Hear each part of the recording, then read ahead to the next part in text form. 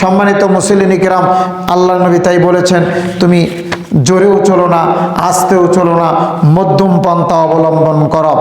আল্লাহ রাব্বুল আলামিন বললেন, আল-ইয়াওমা নাখতিমু আলা আফওয়াহিহিম ওয়া তুকাল্লিমুনা আইদিহিম ওয়া তাশহাদু আরজুলুহুম বিমা কানু ইয়াকসিবুন। আল্লাহ রাব্বুল আলামিন বলেছেন, আজ আমি তাদের মুখে মোহর মেরে দিব। আল-ইয়াওমা নাখতিমু আলা আফওয়াহিহিম ওয়া তুকাল্লিমুনা আইদিহিম, আমি আল্লাহ কিয়ামতের মাঠে প্রত্যেকটা মানুষের মুখে মোহর মেরে দিব, মুখ বন্ধ হয়ে যাবে। আইদিহিম ওয়া তুকাল্লিমুনা আইদিহিম, মুখ বন্ধ থাকবে, হাত কথা বলবে। ওয়াতাশহাদু আরজুলুহুম বিমা কানু ইয়াকসিবুন, তার পা তার বিরুদ্ধে কথা বলবে। এই পা দিয়ে আস্তে আস্তে হেঁটে কোথায় গিয়েছেন, এই পা দিয়ে জোরে জোরে হেঁটে কোথায় গিয়েছেন, এই পা দিয়ে দৌড় দিয়ে যে আপনি কি করেছেন, এই পা দিয়ে আস্তে আস্তে হেঁটে নিজেকে আপনি কি প্রমাণ করতে চেয়েছেন, এই দুনিয়ার কোনো মানুষ যদি না জানে, এক আল্লাহ ঠিক ঠিক ভালোই জানে। আল্লাহ ঠিক খুব ভালোই জানে। আল্লাহ বলছে, আমি তোমার মুখ থেকে শুনবো না তুমি ভালো মানুষ না খারাপ মানুষ, তুমি ভালো কাজ করেছো না খারাপ কাজ করেছো। আমি আল্লাহ সেদিন ওয়া তুকাল্লিমুনা, মুখের ভেতরে মোহর মেরে দিব, মুখটা বন্ধ করে দিব, মুখের কথা বন্ধ থাকবে। আইদিহিম ওয়া তাশহাদু আরজুলুহুম, তোমার বিরুদ্ধে তোমার হাত কথা বলবে, তোমার বিরুদ্ধে তোমার পা কথা বলবে। কোথায় কি করেছো, কিভাবে গিয়েছো, সব কথা সেদিন প্রমাণ হয়ে যাবে। চিন্তা করার কোনো কারণ নেই। তুমি কিসের অহংকার করো? আমি পারবো, এটা আমার দ্বারা সম্ভব। তোমার হাত কথা বলবে, তোমার পা কথা বলবে, তোমার শরীরের চামড়া পর্যন্ত কথা বলবে, এটা আমার দ্বারা সম্ভব। সম্মানিত মুসলিম কিরাম, আল্লাহ রাব্বুল আলামিন বললেন, ওয়ালা তুসাইর খাদ্দাকা লিন-নাসি ওয়ালা তামশি ফিল আরদি মারহান ইন্নাল্লাহা লা ইউহিব্বু কুল্লা মুখতালিন ফাখুর। আল্লাহ তাআলা বললেন, ওয়ালা তুসাইর খাদ্দাকা লিন-নাস, আর তুমি পৃথিবীতে অহংকার করে গর্ব করে তুমি চলাফেরা করো না। ওয়ালা তামশি ফিল আরদি মারহান, আর তার মধ্যে তুমি এটাও করো না, নিশ্চয় আল্লাহ কোন দম্ভিক এবং অহংকারী গৌরবকারীকে আল্লাহ তাআলা পছন্দ করেন না। আল্লাহ তাআলা বললেন, ওয়ালা তুসাইর খাদ্দাকা লিন-নাসি ওয়ালা তামশি ফিল আরদি আল-মারহা, তুমি এই জমিনে অহংকার বশত চলাফেরা করো না। তার কারণ ইন্নাল্লাহা লা ইউহিব্বু কুল্লা মুখতালিন ফাখুর, আল্লাহ অহংকারী ব্যক্তিকে কোনোদিনই পছন্দ করেন না। কারণ অহংকার করবেন কেবলমাত্র মহান আল্লাহ, মানুষের কোনো অহংকার চলে না। কিসের অহংকার? আপনি অনেক সুন্দর, এই সৌন্দর্য কে দিয়েছেন?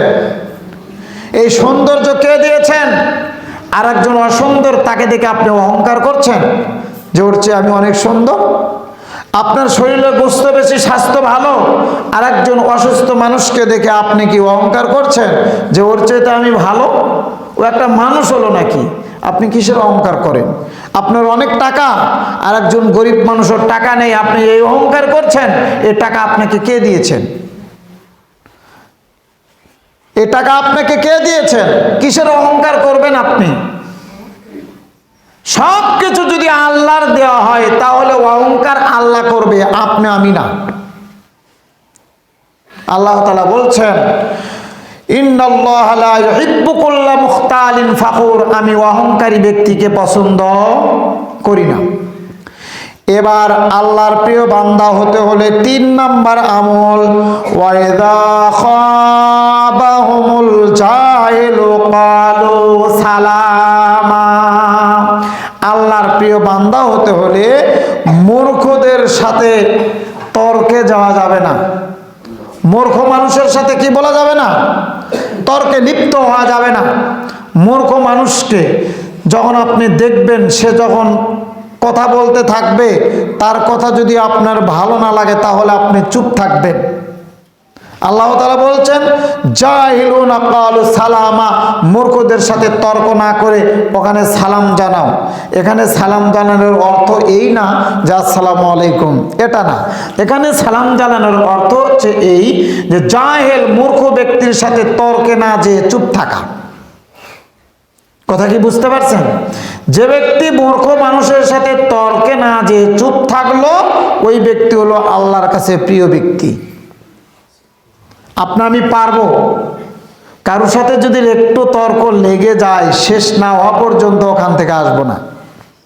আল্লাহ নবী বলেছেন চুপ থাকতে হবে, আল্লাহ বলছেন চুপ থাকতে হবে। আর মূর্খ কে?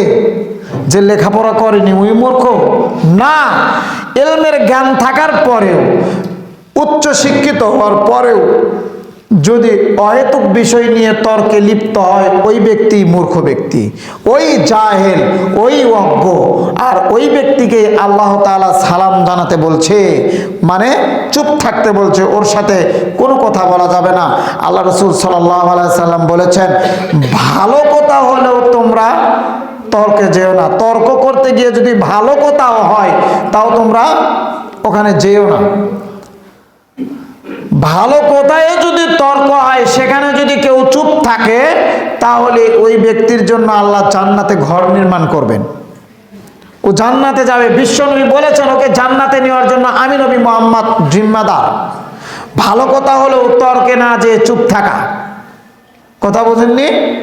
কথাটা ভালো কিন্তু দুজনের ভিতরে তর্ক লেগে গেছে, ওখানে তর্ক না করে কি করতে হবে?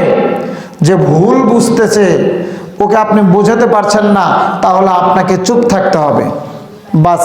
তর্কে যাওয়ার কোনো প্রয়োজন নেই। যদি তর্কে না যান, যদি আপনি চুপ থাকেন তাহলে বিশ্বনবী বলেছেন তাকে জান্নাতে নেওয়ার জন্য আমি মুহাম্মদ নিজেই জিম্মাদার।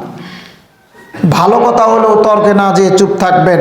সম্মানিত মুসলিম কিরাম, আল্লাহ রাব্বুল আলামিন আরো বললেন ওয়াল্লাযীনা হুম আনিল লাগwi মুহরিদুন, যারা অনর্থক কথা থেকে মুখ ফিরিয়ে নেয় তারাই কেবলমাত্র আল্লাহর প্রিয় ব্যক্তি।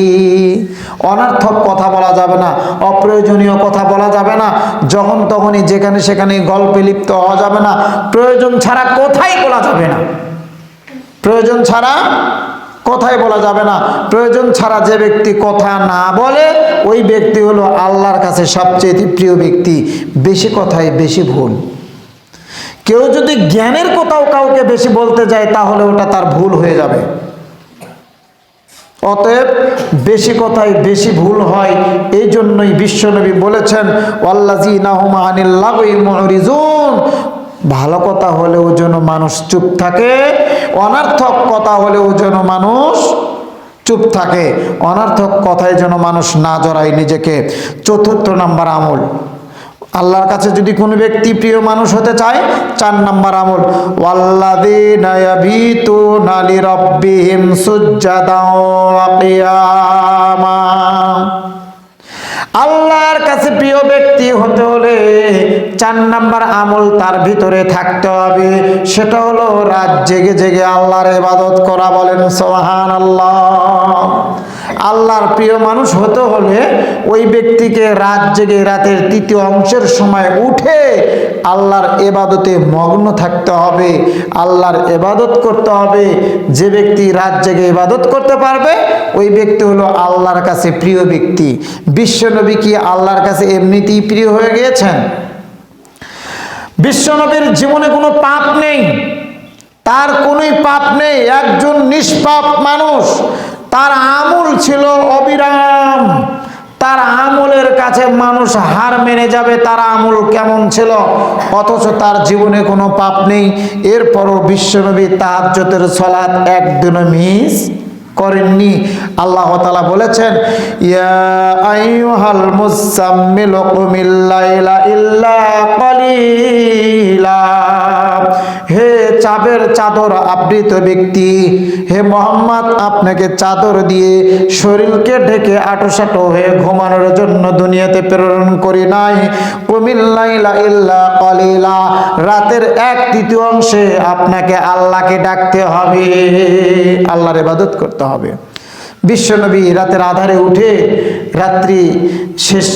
রাতের বেলা তাহাজ্জুদের সালাতের সময় উঠে তাহাজ্জুদের সালাতে দাঁড়িয়ে যান, আল্লাহর সাথে দিদার করেন। তার সালাতটা এমন ছিল, সালাতে থাকতে থাকতে তার পা দুটো ফুলে যেত, হাতগুলো এভাবে নিচের দিকে ঝুলে পড়তো। এরপরও বিশ্বনবীর সালাত ছেড়ে দিতেন না। একদিন সাহাবীরা জিজ্ঞাসা করলেন, আয়েশা রাদিয়াল্লাহু তাআলা আনহা জিজ্ঞাসা করলেন, আল্লাহ নবী, আপনার জীবনে তো কোনো পাপ নেই, আপনি এত আমল করেন কেন? আপনি রাত জেগে জেগে আমল করেন কেন? তিনি বললেন, আমার পাপ নেই, তাতে কি হয়েছে? আল্লাহ আমাকে এত নিয়ামত দিয়েছে, আমি কি তার শুকরগুজার স্বরূপ, শুকরিয়া স্বরূপ আমি কি কিছুই করব না? আমি কি কিছুই করব না?